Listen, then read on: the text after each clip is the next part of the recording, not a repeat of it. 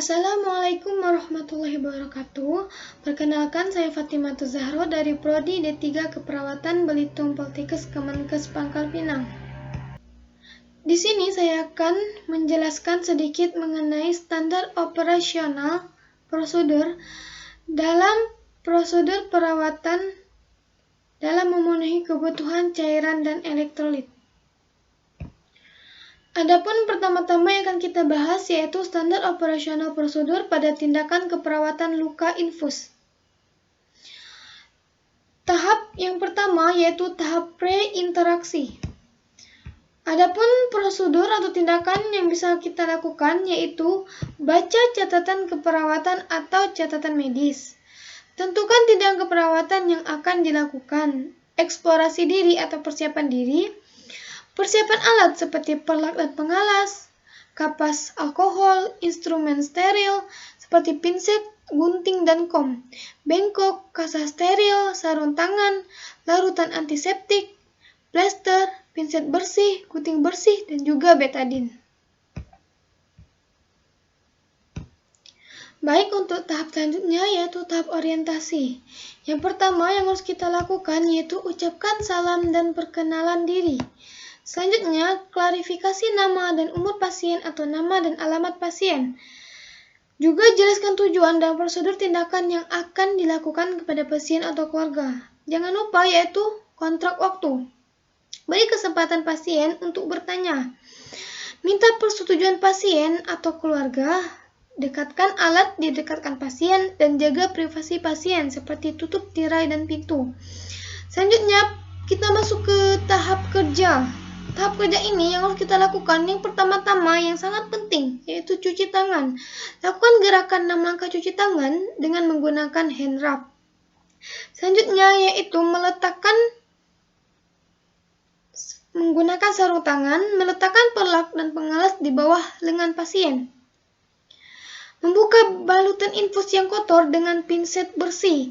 Selanjutnya yaitu mengkaji tanda infeksi pada luka tusukan. Adapun selanjutnya yaitu membersihkan luka tusukan infus dengan larutan antiseptik. Kemudian mengoleskan betadin pada daerah tusukan. Menutup luka tusukan infus dengan kasa steril dan selanjutnya yaitu menfiksasi selang infus dengan plester.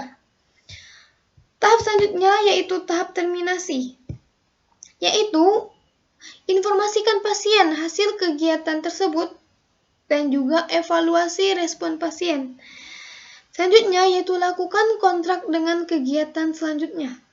Akhiri dengan baik seperti ucapkan salam.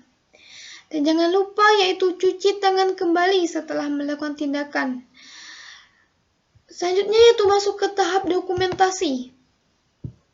Nama dan umur pasien atau nama dan alamat pasien. Selanjutnya yaitu diagnosis keperawatan, tindakan keperawatan yang dilakukan, respon pasien, evaluasi hasil tindakan dan temuan saat melakukan tindakan, tanggal dan jam pelaksanaan, dan terakhir yaitu nama dan tanda tangan dari perawat. Itulah penjelasan mengenai standar operasional prosedur pada tindakan perawatan luka infus. Baik, selanjutnya kita akan menjelaskan sedikit mengenai standar operasional prosedur pada tindakan mengganti cairan infus. Langkah pertama yaitu pada tahap pre-interaksi. Yang harus kita lakukan yaitu baca catatan keperawatan atau catatan medis. Tentukan tindakan keperawatan yang akan dilakukan. Selanjutnya yaitu eksplorasi diri dan persiapan alat seperti cairan infus, bisa asering, RL, linyerfundin, NaCl 0,9%, dextrose 5%, Kabifen, Klinimik, dan lain-lain. Jam tangan, plester K atau P, kapas alkohol, dan juga jarum. Selanjutnya yaitu masuk ke tahap orientasi. Jangan lupa pada tahap ini, hal yang pertama harus kita lakukan yaitu ucapkan salam dan perkenalan diri. Klarifikasi nama dan umur pasien atau nama dan alamat pasien. Selanjutnya yaitu jelaskan tujuan dan prosedur tindakan yang akan dilakukan kepada pasien atau keluarga. Kontrak waktu, beri kesempatan pasien untuk bertanya, minta persetujuan pasien atau keluarga, dekatkan alat didekatkan pasien, dan jangan lupa yaitu jaga privasi pasien seperti tutup tirai atau pintu. Selanjutnya yaitu kita masuk ke tahap kerja. Langkah pertama yang tidak boleh terlupakan yaitu cuci tangan sebelum melakukan tindakan. Pastikan kebutuhan klien akan penggantian botol cairan infus dan cek cairan infus sesuai 5 benar, yaitu benar nama pasien, benar cara, benar cairan, benar waktu, dan juga benar dosis. Selanjutnya yaitu sampaikan salam. Buka plastik botol cairan jika ada botol obat yang perlu di-drip dalam cairan sekalian dimasukkan dengan spuit melalui mulut botol. Usap dengan kapas alkohol lalu tutup kembali. Matikan klip infuset, ambil botol yang terpasang. Selanjutnya yaitu ambil botol yang baru, buka tutupnya, swab dengan kapas alkohol. Kemudian tusukkan alat penusuk pada infuset ke mulut botol infus dari atas dengan posisi botol tegak lurus. Selanjutnya yaitu gantung kantung atau botol cairan. Periksa adanya udara di selang dan pastikan bilik drip terisi cairan. Dan selanjutnya yaitu atur kembali tetesan sesuai program atau instruksi dokter. Selanjutnya yaitu kita akan masuk pada tahap terminasi. Yang harus kita lakukan yaitu informasikan pasien hasil kegiatan yang telah kita lakukan.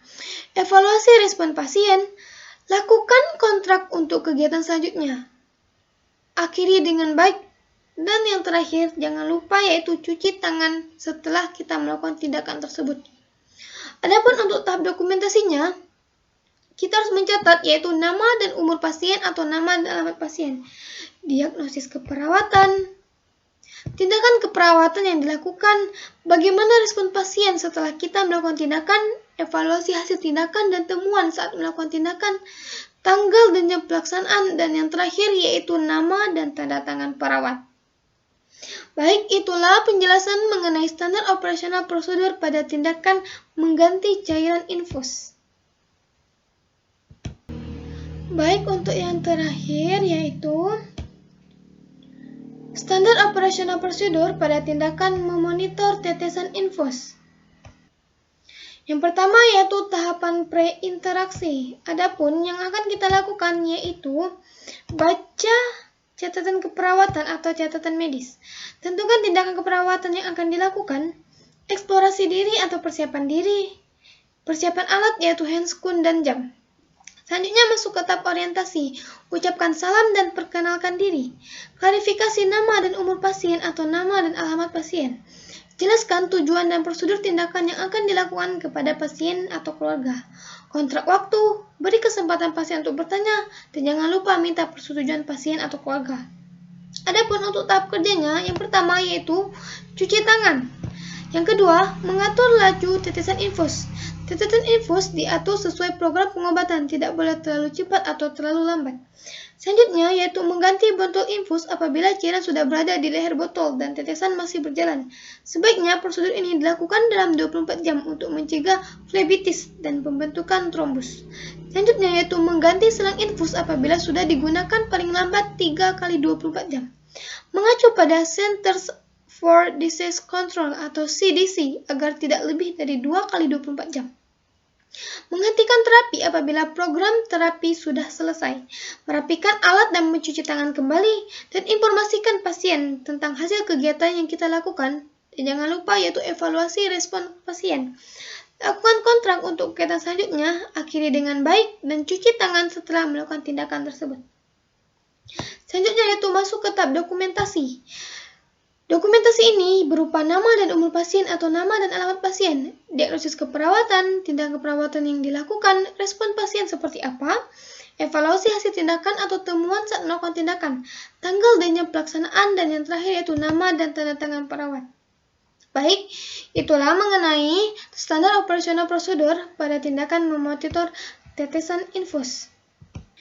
Itulah penjelasan mengenai prosedur perawatan dalam memenuhi kebutuhan cairan dan elektrolit. Bila ada salah, saya mohon maaf. Kepada Allah saya mohon ampun. Billahi taufiq wal hidayah. Wassalamualaikum warahmatullahi wabarakatuh.